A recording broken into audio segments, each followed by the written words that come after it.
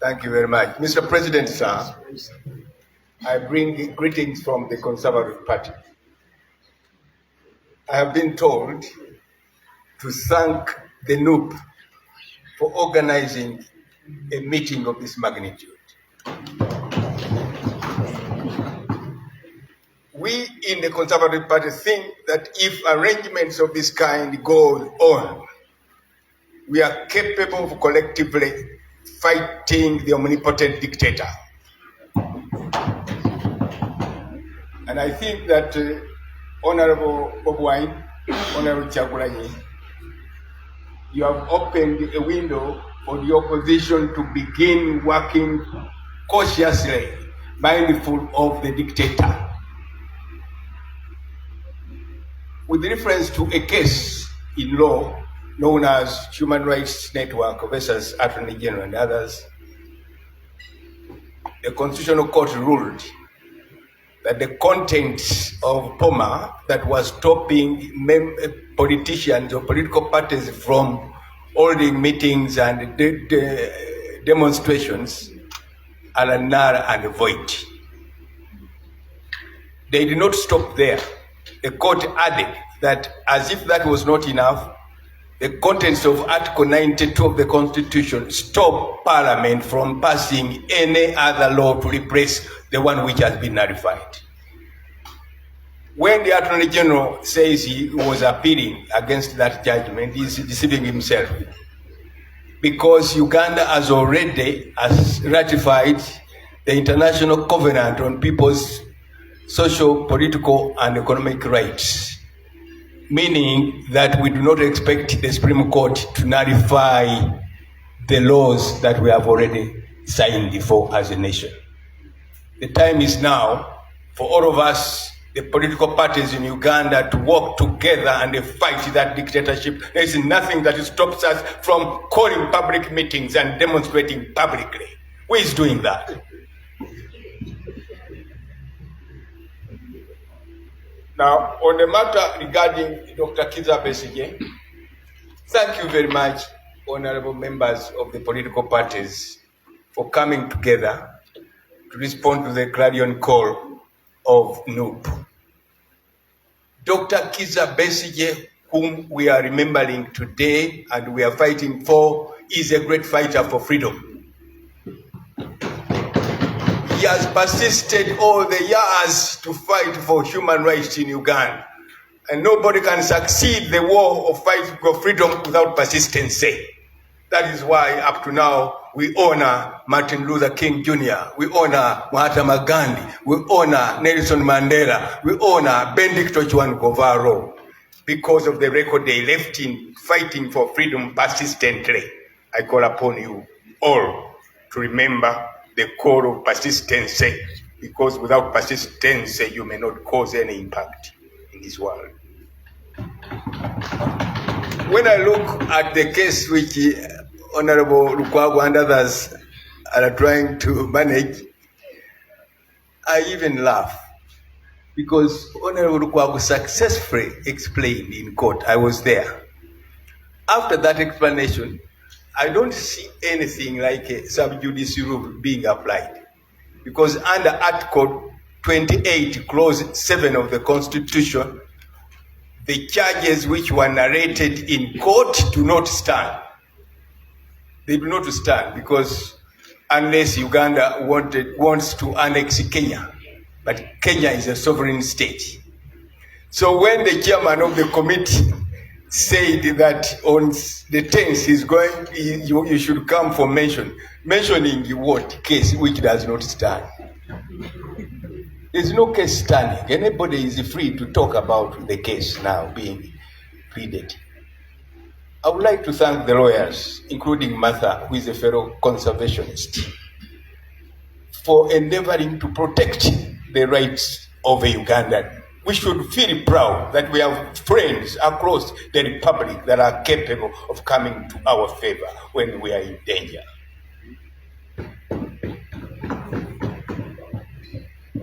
Finally, the president of NUP talked about the anti-corruption day. In Uganda, if we want to effectively fight corruption, we should adopt the federal governance model, the model of a federalism, to empower the regions with the power to fight corruption. You cannot fight corruption when you have no power. The districts are too small to fight corruption because under federalism, power fights power. Power checks power. You must own power to be able to check power. That is another very important chapter, which at one time I will endeavor to articulate. With those few words, I urge you all, honorable members from the political parties and the parliamentarians, to copy from the experience which has been noted by us through this important gathering, masterminded by NUP. And we thank NUP. We didn't know that you can be so effective as you are now. Let us use this chapter of collectiveness to endeavor to fight so many other wars that are coming in front of us tomorrow. Thank you very much.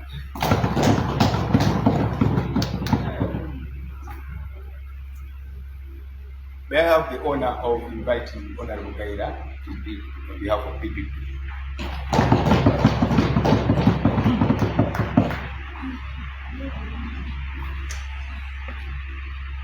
Thank you very much, Honorable Kenny. I don't know what I can say after all my colleagues have talked. And I can feel what Honorable Kyagulanyi experiences whenever we are in meetings like this, because he speaks last. But as the saying goes, that he who speaks last or who laughs last laughs best. Let me make 2 points. First of all, I thank the Leader of Opposition and NUP for organizing this event. I want to remind the President of Uganda that in 1980, when he went to the bush, 2 people were arrested by the army. One of them was General Salim Saleh. Your Excellency the President, when your brother was arrested, remember the message you sent to the former Vice President and Minister of Defense, the late Paul Mwanga. Because you are not trusting the courts then, you threatened that if he doesn't release your brother, you are going for him. So you should remember that. The way you felt when your brother was arrested is the way Ugandans are feeling when their children, when their brothers are abducted and are subjected to the court-martial.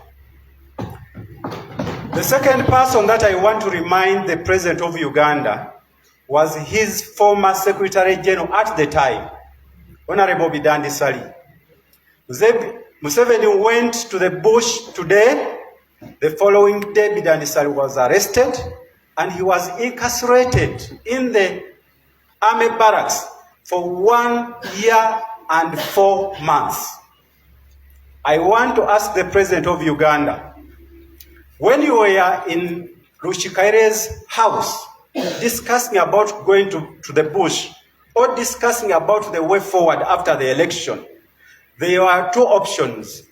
You said you will go to the bush, and the Bidandi said, no, let us go and organize the party.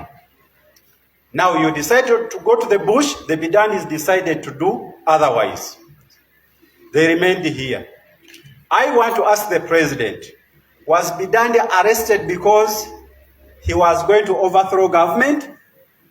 Because you know very well that he was objected to that idea, vehemently objected. So are you telling us that that is what is now happening, that you went to fight?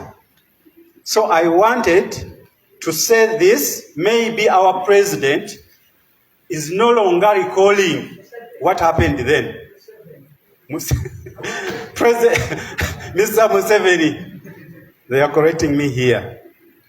The second point I want to make is a clarion call to all Ugandans. As we are sitting here in solidarity against the abduction and consequently the arraigning of Dr. Besigye and his co-accused to the court-martial, what Museveni has succeeded into is to isolate us wherever we are fighting for justice. When I'm being persecuted, Nubi is isolated from me. When borders are being persecuted, the hawkers are in their comfort. When the doctors are being persecuted, the teachers are in their comfort. At no one point, we have come together to fight against injustice as Ugandans. Where are the religious leaders in this? Where are the religious leaders? Where are the academicians?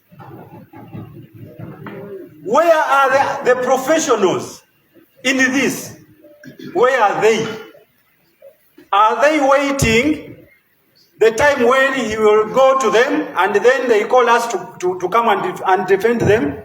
In countries where they have fought injustice, the professionals, the religious leaders, the middle class, they all come together to fight this injustice. Until we realize this, until we appreciate this, this injustice shall keep on. Shall keep on. So I call upon all those groups to come forward and join this struggle of fighting the injustice.